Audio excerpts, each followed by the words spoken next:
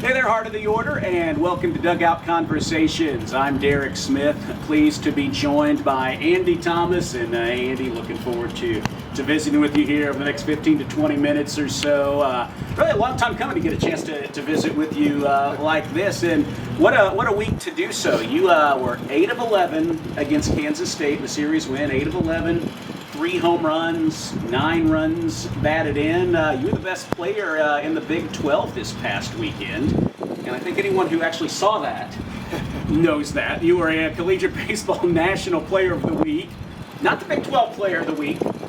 I was a little surprised about that, to be perfectly honest. How do you process that? I mean, I had a good week, but you know, all those accolades mean what they mean to certain people. Ways, but 8 for 11 was a good week. We got 2 wins. That's really all that I focused on. The National Player of the Week was awesome, but we want to be the last team standing on a line.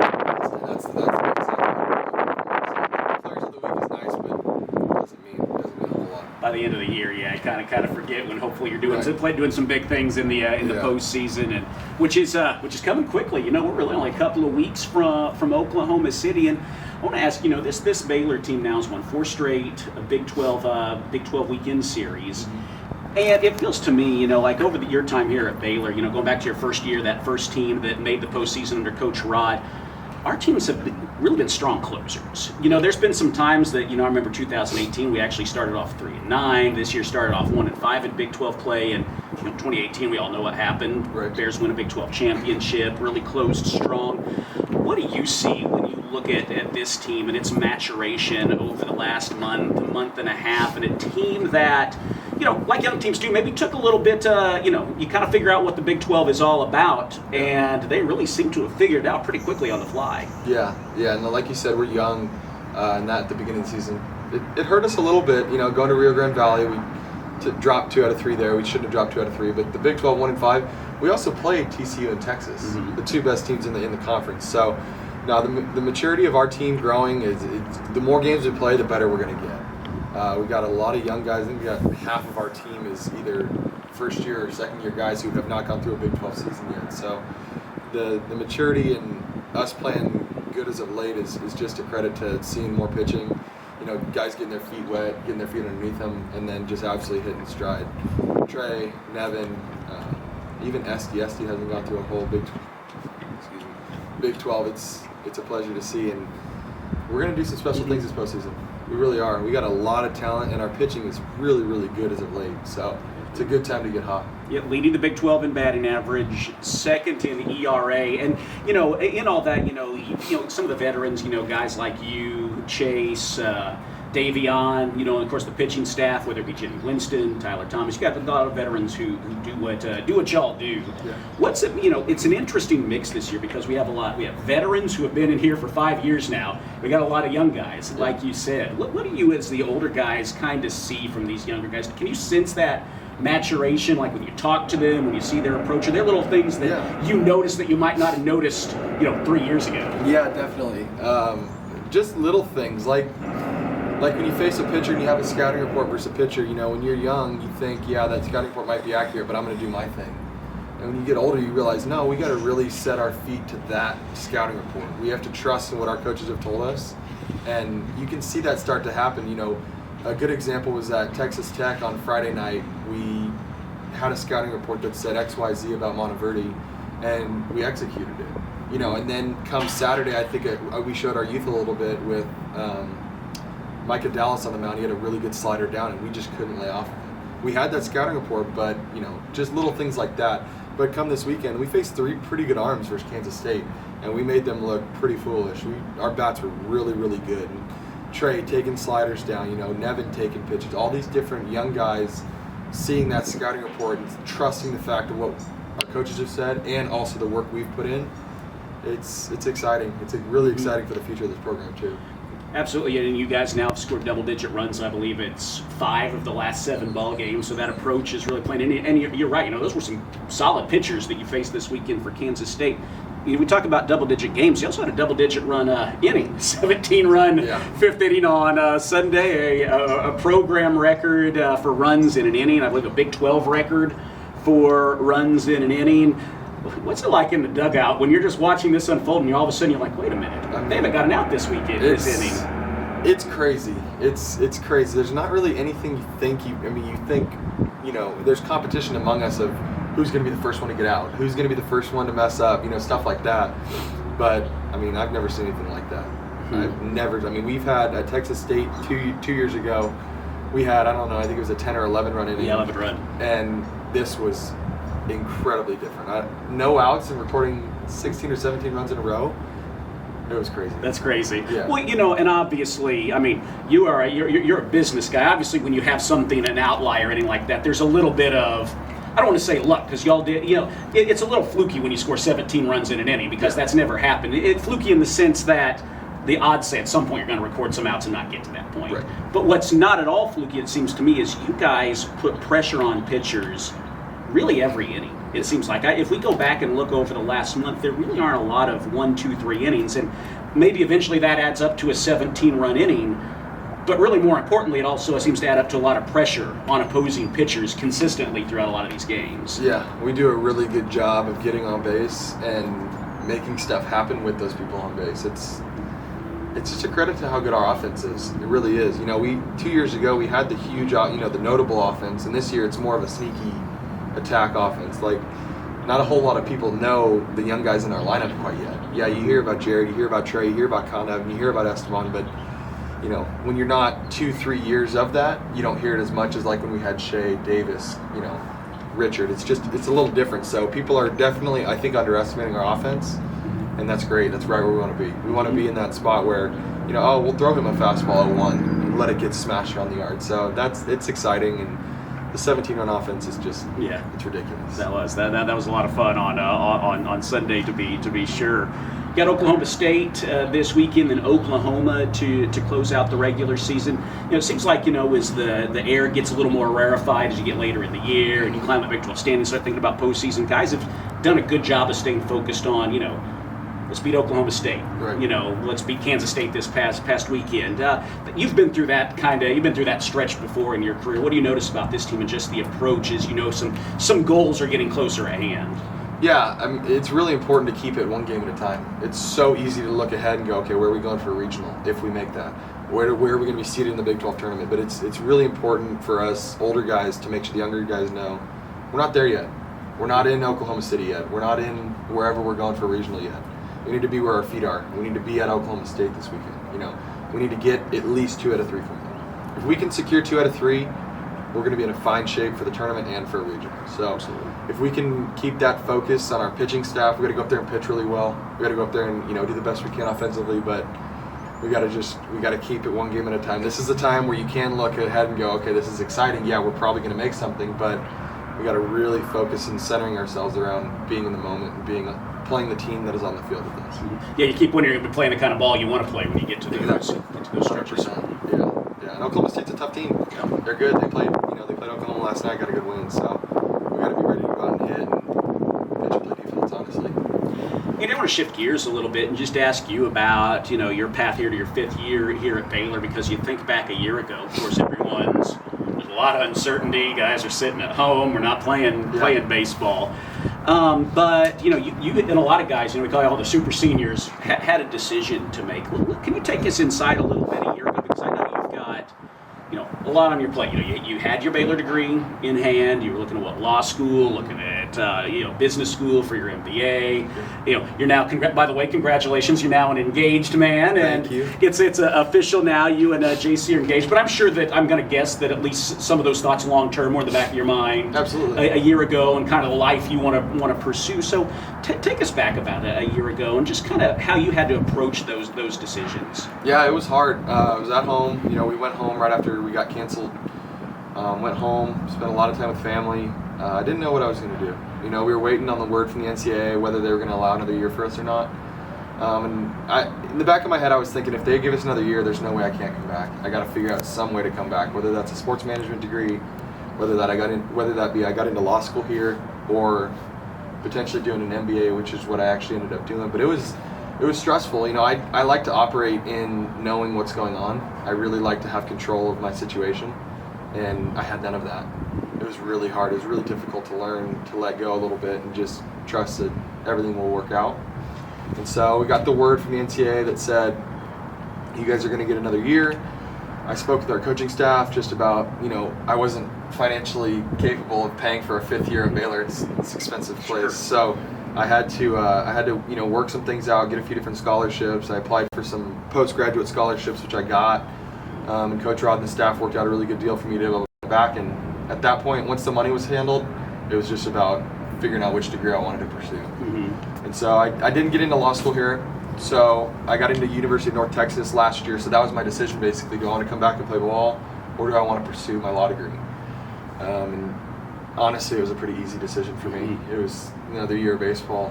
Why not? Let's do it. I'll have plenty of time to be a lawyer, plenty of time to go to law school. So decided, let's come back. And once I decided to come back, it was between sports management and masters of administration. And honestly, the MBA program got back to me sooner, and that's why I did it.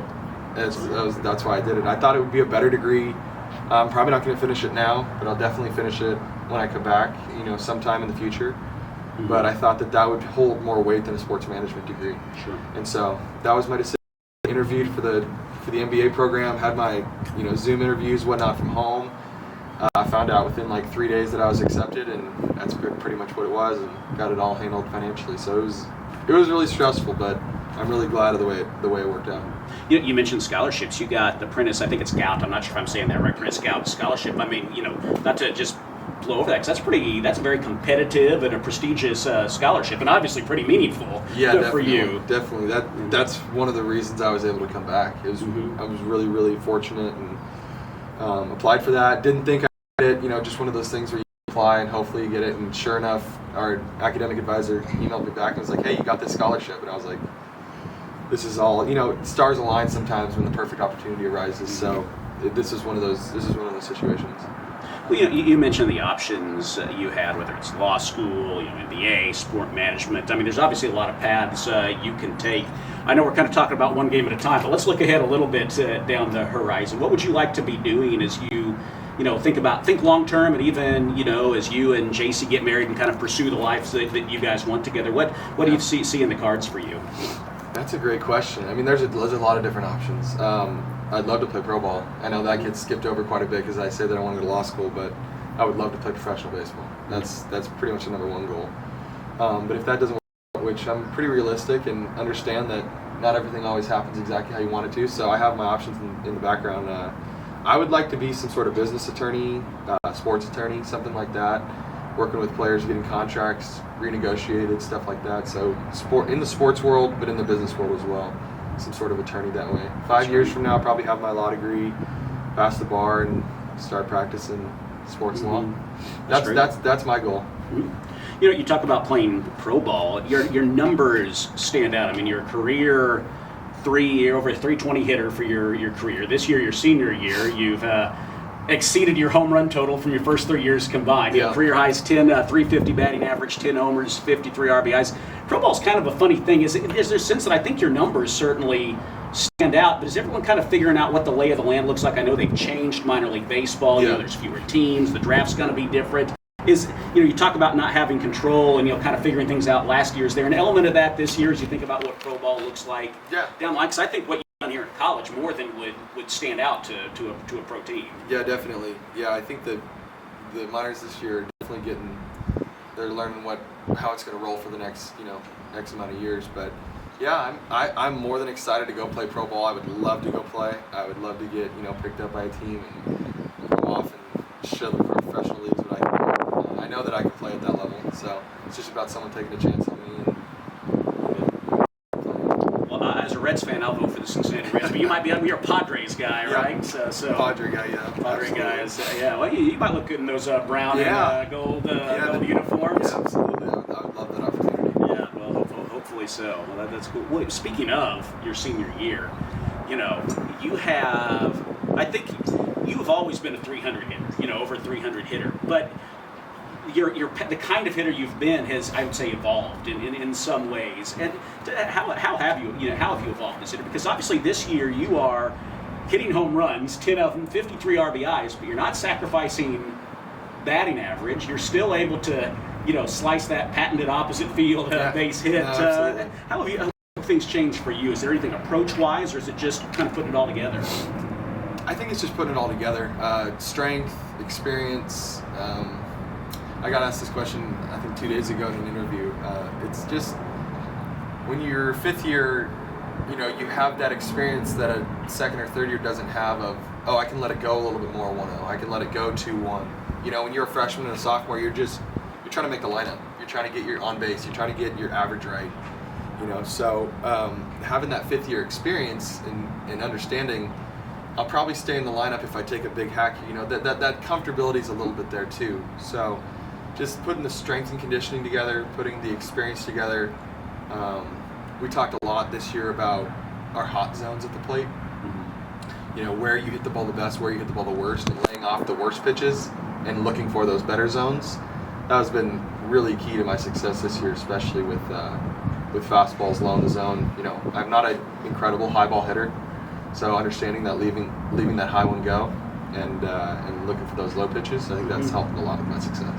That's great. I remember at one of the Baylor baseball banquets, that when the players introduce each other, it turns into a little bit of a roast. Yeah, absolutely. And I remember whoever it was who introduced you said, this is Andy Thomas. He's from here out of California. He hits a lot of singles. Yep. I know, which actually is a good thing. But he was trying to roast you a little bit. But this year, obviously, you've you put it all together. And kind of watching you, I've been looking at some of the guys in this lineup now, and it makes me wonder, whether Trey. Of course, we saw Jarrett. He's increased his home run totals this year. Makes me kind of wonder which of these guys that we're looking at now might be having that kind of season. Like you are. Yeah, down the line. And that's what's exciting too. Is as I start to have a little bit more success with the home run, I can talk on it a little bit more. I can help with these young guys, and I don't want to say coach them, but mentor them into, it's okay 1-0 to swing a little harder. It's okay to not go for the opposite field hit 1-0. Look to do a little bit more damage. That's going to get you seen more. That's going to get you more looks professionally. That's going to help our team more. All of that combined, I think, can help these young guys. And now that I'm having a little bit more success with it, I think I can help with it too. Absolutely. Well, it's all coming together this year. It's hard to have a career year when you're hitting 320 for your career, right, but that's what you've. Did you ever, numbers-wise? I remember Coach Rod's talked about learning how not to feel like you have to match what you've done in the past, but stay focused. Is that ever something you have to deal with, or for you, is it easy for you to go up and just kind of have that same approach? Yeah, same approach. I'm a huge fan of consistency. I love consistency, whether that's on the mound, on the field, whatever. I don't like, nothing for me is ever too high, nothing for me is ever too low. That's why this Big 12 Player of the Week, it wasn't that big of a deal for me. It was great to have a good week, but I'll just do it again. I'm going to go up to Oklahoma State and do it again. So that's why the high-low thing is never, I love to be right in the middle. I love to be right in the median. And for me, I love looking at stats. I love looking at all sorts of stats. Pitching count stats, what they're going to throw me in certain counts, what I've done in certain counts, where I hit the best, where my hot zones are, all that sort of stuff. I love information. So not every person is the same at the plate, but I definitely am one of those people that need all that information. Yeah, you're able to process all that and kind of synthesize it into something, into your approach for sure. Here we are, we're running out of time, but we haven't even talked about the job you do behind the plate. I'll just say it's a pretty incredible thing for a program to have to move on from Shea Langoliers and really not see a drop off at the behind the plate for a guy like that. How much pride do you take in controlling the running game? A lot. I really like. Catching is such an art. There's such a huge package to it. It's not just running game. It's not just pitching game. It's not just calling a game. It's not just communication. It's a whole package, and I take a lot of pride in that, in the entire package. Absolutely. Yeah. It certainly shows. Here this scene. Obviously your whole time here at Baylor, but it's really come together to something special. And I don't know, excited to see what's ahead for you down the line in the future. Hopefully pro ball and whatever's next, and then for the team this year as well. Yes, sir.